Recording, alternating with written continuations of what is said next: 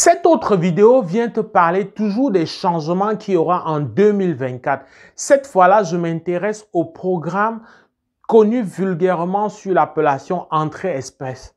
Je te présente 4 grands changements. C'est vrai qu'il y a 2 qui vont beaucoup se ressembler, mais il y a une nuance qui fait que je les aligne comme 4 changements différents. Alors, commençons par le premier gros changement majeur. En réalité, le premier gros changement qui touche un peu le 4e que je vais évoquer plus tard, c'est justement le mot Entrée Express connaît tout son sens, reprend toute sa valeur d'avant pandémie. C'est-à-dire que Entrée Express a ceci d'avantageux en première position que le fédéral lui-même fait et gère des programmes qui visent à favoriser l'immigration des candidats, des travailleurs qualifiés, des gens des métiers spécialisés. Ils te font immigrer en 3 et 4 mois. Une fois encore, le cas de 4 mois, c'est un cas vécu. Je ne vais pas le nommer ou je ne vais pas les nommer, mais ça existe, c'est une réalité. Si tu commences un dossier en juin et que tu arrives au Canada, tu t'installes en novembre, c'est bel et bien 4 mois. Alors, il y en a dont de plus en plus arrivent avec Entrée Express en 3-4 mois. Donc, c'est un programme qui est redevenu rapide, mais c'est un programme, et ça, c'est le plus important dans le premier avantage 2024 que je t'apporte, c'est que on s'enferme toujours et on oublie que stratégiquement, Entrée Express est bien non pas seulement pour le fédéral, mais il y a des entrées express greffées sur les programmes provinciaux. Je pense à la Saskatchewan, je pense à la Colombie-Britannique, je pense au Nouveau-Brunswick, je pense même à l'Ontario. Voilà donc des provinces qui ont des programmes Entrée Express qui se greffent directement sur l'Entrée Express fédérale. Qu'est-ce que ça veut dire? Ça veut dire que quand tu candidates dans le cadre de Entrée Express au niveau fédéral, les provinces ont accès à ton profil et les provinces peuvent directement t'envoyer un message pour que tu candidates comme candidat à Entrée Express chez eux.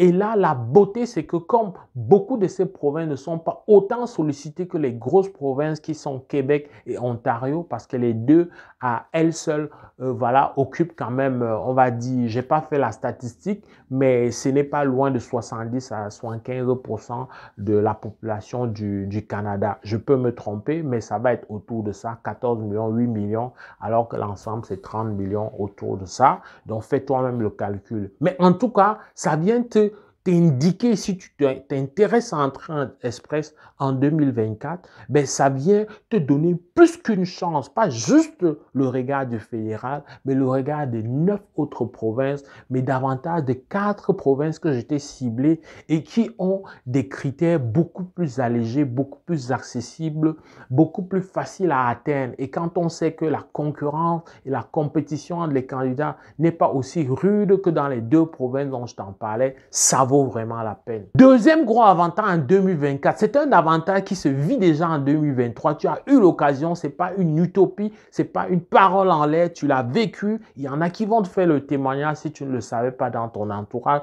mais ça va aller s'accentuer en 2024 compte tenu des objectifs revus à la hausse, compte tenu du problème de main-d'œuvre assez fort qui a un impact sur la vie socio-économique au Canada et tout. Alors, il y aura donc le fait de l'accélération des tirages spéciaux.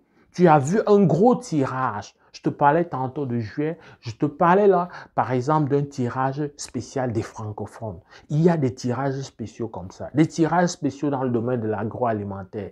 Des tirages spéciaux dans le domaine médical. Il y a de plus en plus des volets supplémentaires, des tirages supplémentaires qui font que l'assiette ou alors les possibilités, le nombre de personnes qui peuvent aspirer, ça, c'est vraiment étendu et ce n'est plus vraiment rectiligne, ce n'est plus figé sur quelques profils qui vont être essentiellement ceux peut-être qui ont un très bon diplôme, peut-être ceux qui ont des très bonnes compétences en anglais, etc. Non, ça vient t'indiquer que même en tant que francophone, parce que toutes les provinces du Canada ont leur communauté francophone et le Canada a une politique pensée depuis la tête pour favoriser et pérenniser leur deuxième langue officielle qu'est le français. Donc, à ce titre-là, et même pour les autres profils que je t'ai dit, les autres catégories, tu dois revoir ta considération sur Entrée Express. Le troisième avantage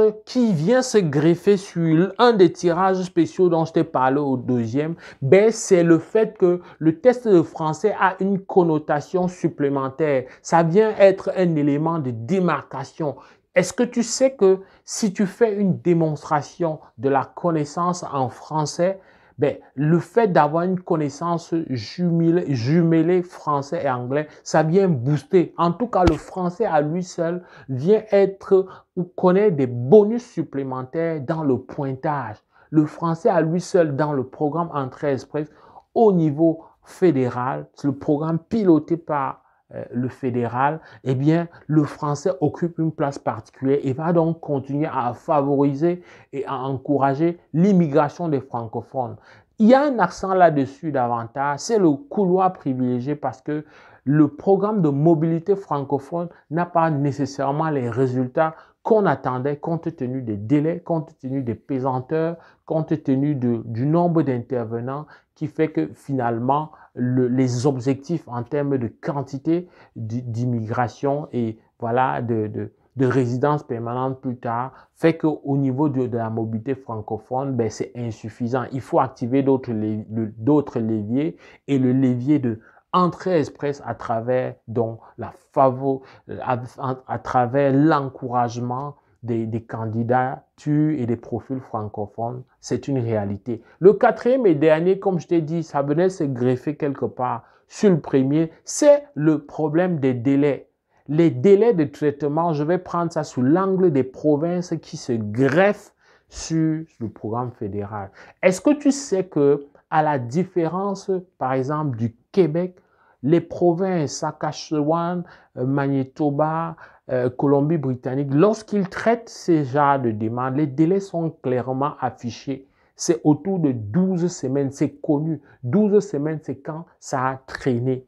Alors qu'au Québec, on peut aller parfois jusqu'à 6 mois pour ces catégories-là, si tu bénéficies d'ailleurs d'un traitement prioritaire, parce qu'il y a des cas qui ne bénéficient pas d'un traitement prioritaire. Donc voilà en ramasser des éléments forts, des éléments qui viennent indiquer que rester tranquille, croiser les bras et se dire que bon, je vais faire comme celui-là que je connais qui a voyagé. Non, je vais faire exactement comme lui, alors que tu n'es pas capable de savoir si vous avez les mêmes avantages. Tu n'es même pas capable de savoir si toi, tu es de loin plus avantageux que lui. Ce n'est pas parce qu'il est parti avant toi qu'il a un mérite particulier en termes de la qualité voilà, de son profil ou de la pertinence. Ça peut être parce qu'il a eu la bonne stratégie ici pris à l'avance, ici est bien pris, alors que toi, tu as été un peu mitigé dans ton engagement. Regarde tout ça. Tu as besoin de vérifier. Une fois encore, comme je le dis et je le dirai jamais assez, il faut qu'avant que ça ne marche pas, tu aies le sentiment d'avoir tout essayé. Et si tu as de la misère, tu as des hésitations, c'est avec beaucoup de plaisir qu'on va pouvoir voilà, t'accompagner, t'apporter un accompagnement. Partage pour faire savoir. Ça, c'est la plateforme vers laquelle il faut se diriger sur le YouTube de Afrique Éducation, dont le promoteur est Valérie Jules Camden, votre humble serviteur. C'est avec beaucoup de plaisir qu'on va se retrouver dans le cadre d'une prochaine vidéo. Porte-toi bien. Boula!